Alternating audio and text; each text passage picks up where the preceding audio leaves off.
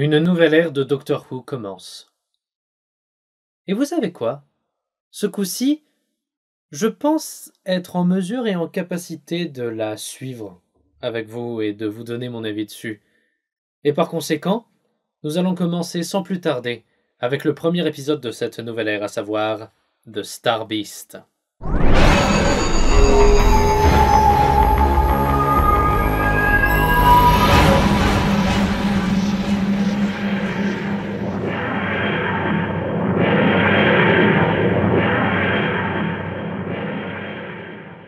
The Star Beast est sorti le 25 novembre 2023 et a été réalisé par Rachel Talalay, écrit comme vous vous en doutez par Russell T Davies, basé sur l'histoire de Pat Mills et John Wagner, écrite et dessinée il y a maintenant plus de 30 ans pour les pages du Doctor Who Magazine. L'épisode commence d'une façon assez curieuse, avec une double narration portée par le 14e Docteur dans l'espace, parce que pourquoi pas, et par Donna dans sa cuisine, pour nous réexpliquer les conséquences du final de la saison 4. Et après un tout nouveau générique, le 14e Docteur débarque sur Terre, à Londres, en 2023, et tombe sur Donna, qui ne le reconnaît pas, sa fille, Rose, et sur un vaisseau spatial qui semble se cracher au loin. Il s'avère qu'Unit est directement mis sur le coup, et que le docteur va se rendre sur le site de l'atterrissage grâce à l'aide de Sean, le mari de Donna et père de Rose. Pour être tout à fait honnête avec vous, ma première réaction aura été d'avoir une à deux larmes incontrôlées. Et oui, j'ai beaucoup râlé sur la régénération du 13e Docteur et je trouve ça toujours aussi scandaleux, mais force est de constater que l'émotion était présente au moment où j'ai retrouvé David Tennant et Catherine Tate à l'écran. Leur retour, je dois dire, m'a quand même beaucoup touché. Je dois dire que j'ai beaucoup apprécié cet épisode, et ce pour plusieurs raisons. La principale étant le fait que je trouve que l'histoire d'origine, The Star Beast, a été quand même assez bien adaptée et mêlée à cette nouvelle histoire du 14e Docteur, qui, pour une raison quelconque, se retrouve à nouveau lié à Donna Noble et à sa famille. Je trouve que les guerriers Wrath ainsi que Bip le Mip rendent quand même assez bien à l'écran. Bien sûr, la série garde un peu son côté kitsch, notamment avec les guerriers Wrath qui se déplacent de façon assez approximative. Genre les gars ils sont un peu rigides comme ça, c'est drôle. Quoi qu'il en soit, ça restait agréable à voir à l'écran, tout comme il était extrêmement agréable de revoir toute la famille Noble. Même Sylvia, la mère de Donna, et on sent que 15 ans de relation se sont écoulés entre les deux personnages. La personne de Sylvia est quand même beaucoup moins amère qu'elle ne pouvait l'être en saison 4, et ça se ressent. Et Donna, tourne-toi! Je suis millionnaire, dites-nous aux informations! C'était vraiment un plaisir de retrouver le personnage de Donna. Elle est super touchante, elle est toujours aussi caractérielle, et ça fend le cœur quand on la voit penser à ce qu'elle a perdu, parce que n'oublions pas qu'elle est tout à fait consciente d'avoir perdu un pan de sa vie sans réussir à correctement mettre le doigt sur ce que c'est. Ça fend le cœur. Dernier gigantesque point positif et qui n'est pas des moindres, c'est le personnage de Rose, interprété par Yasmine Finet, qui m'a totalement conquis. Et je pense ne pas être la seule personne à souhaiter sincèrement revoir ce personnage par la suite, pas seulement dans les spéciaux, mais également dans la série. J'ai beaucoup envie de revoir ce personnage car, tel qu'il a été développé, j'ai peur qu'on nous ait fait tomber dans cet écueil qui consiste à surtout définir un personnage non cis hétéro via son romantisme et son identité sexuelle, mais qu'on ne cherche pas à développer plus de choses, à avoir un autre quotidien, à avoir d'autres passions. On nous dit qu'elle fait des peluches et qu'elle joue mal au théâtre. Très bien. Moi j'ai envie de voir ça personnellement. C'est pour ça que j'espère que Rose reviendra par la suite dans la série. Je suis resté sur le cul, je ne vais pas vous mentir, en découvrant le nouveau Vortex, qui se démarque de tous les autres avant lui pour la simple et bonne raison que le Vortex, en plan séquence, c'est terminé. On a des cuts à l'intérieur de la séquence du Vortex pour la rendre plus dynamique, et c'est pas mal. Mais ce nouveau générique est aussi plus court, et le cut et sa longueur me font penser que pour conquérir une nouvelle audience sur Disney+, on n'a pas envie d'ennuyer le spectateur avec un générique qui pourrait être jugé comme étant trop long pour les standards actuels. Toujours sur le générique, celui-ci me laisse tout de même un arrière-goût de j'espérais mieux, et je pense que ça a à voir avec le glissement du logo dans le Vortex, qui fait bizarre. J'ai l'impression de voir le logo Looney Tunes Warner qui apparaît face à moi. Sans transition, la musique de l'épisode aussi était appréciable. On retrouve Gold qui nous fait du Gold, avec une vibe comme dans la saison 4.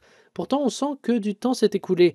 La composition de Gold, même si elle est familière pour nous, a quand même cet avantage de pouvoir nous surprendre en revisitant des morceaux qu'on connaît et d'être assez juste avec ce qui se joue à l'écran, sans trop d'ornementation, qu'on pouvait lui reprocher fut un temps. J'ai été surpris par divers éléments dans l'épisode. Déjà, par le fait que le 14e Docteur semble déjà bien dans ses pompes avec son nouveau tournevis sonique. Après, il faut savoir que les aventures du 14e Docteur ont commencé dans les pages du Doctor Who Magazine, prolongées par le mini-zode avec Davros, qui n'est pas en fauteuil roulant, qui a déjà lancé une polémique à la con pour cette raison apparemment. Mais bref, je m'égare, tout ça pour dire que je trouve ça curieux que la série prenne en compte des événements qui se passent dans un comics. N'est-ce pas Big Finish? N'est-ce pas Titan? Mais on va pas se mentir, hein, de toute façon, c'est quelque chose qui est assez exceptionnel et je pense que ça ne reviendra pas davantage.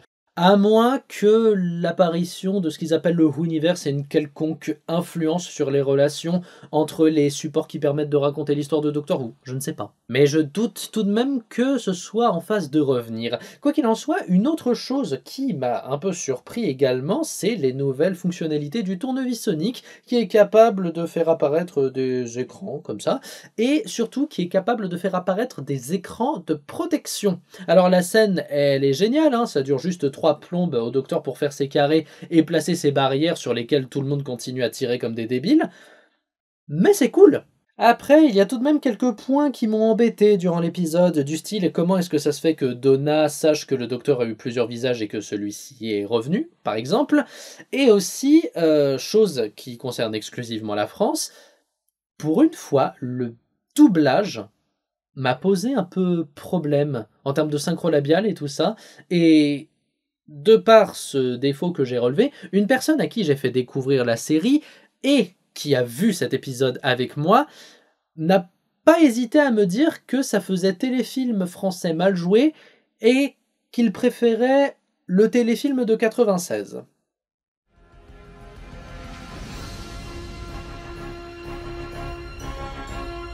Alors non, pour les personnes qui me suivent depuis mes débuts sur mon ancienne chaîne, je n'ai pas prêté une pensée à un autre personnage fictif qui s'appellerait par exemple le bourgeois qui, et pour les personnes qui entendent ces informations pour la première fois, ne vous en souciez pas, c'est du vieux lore décanonisé. Ah, Docteur Key, ça faisait longtemps que vous n'aviez pas parlé de moi. Je commençais J'ai dit que c'était du vieux lore décanonisé.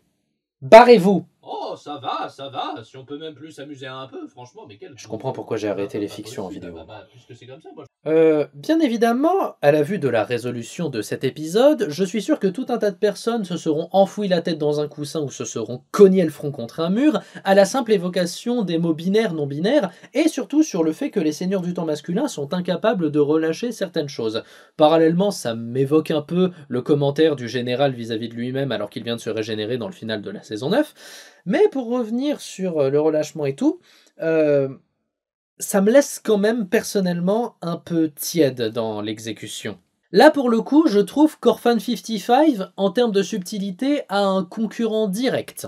Réduire le docteur à ce qu'on attendrait, je suppose, d'un homme cis hétéro, alors que celui-ci dans l'épisode se montre très ouvert sur les questions de genre et autres, en discutant par exemple avec le MIP, et en prenant en considération le fait que le docteur a eu de nombreux visages, de nombreuses orientations sexuelles et romantiques, et aussi par extension de nombreux genres, peu importe son corps, ça sonne un peu creux et faux comme commentaire fait à son encontre. Mais après, la particularité de ce dernier est qu'il est au-delà du cadre du lore de la série, si vous voulez. C'est plus quelque chose qui se base sur ce qu'on a visuellement à l'écran, à savoir le docteur, qui est un homme.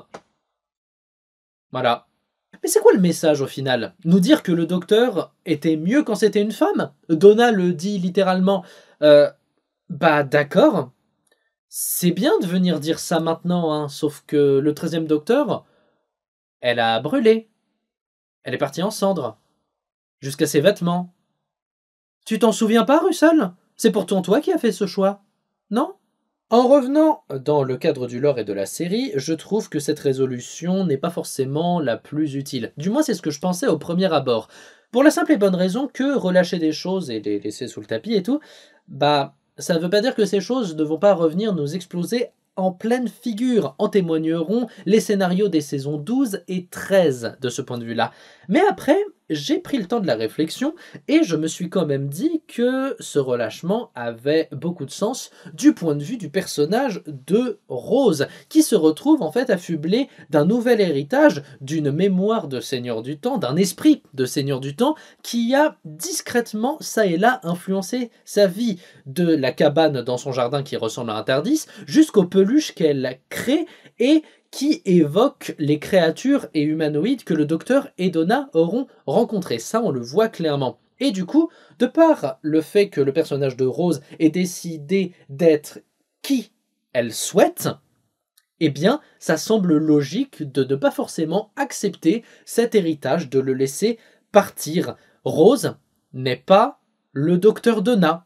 C'est pas le docteur Donna Rose. Rose est Rose. Donc, ça a du sens qu'elle lâche cet esprit de Seigneur du Temps pour être elle-même.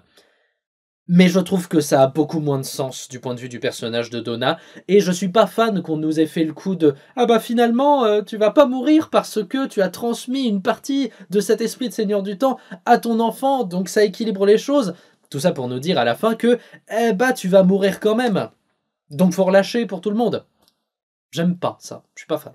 Quoi qu'il en soit, j'ai tout de même passé un très agréable moment devant The Star Beast et j'attends avec impatience de pouvoir suivre les nouvelles aventures du Docteur Donna dans ce tout nouveau Tardis que je trouve assez beau et assez spacieux, même si je suis assez curieux de voir ce qu'il sera justement fait de tout cet espace qui, à mon sens, reste à combler.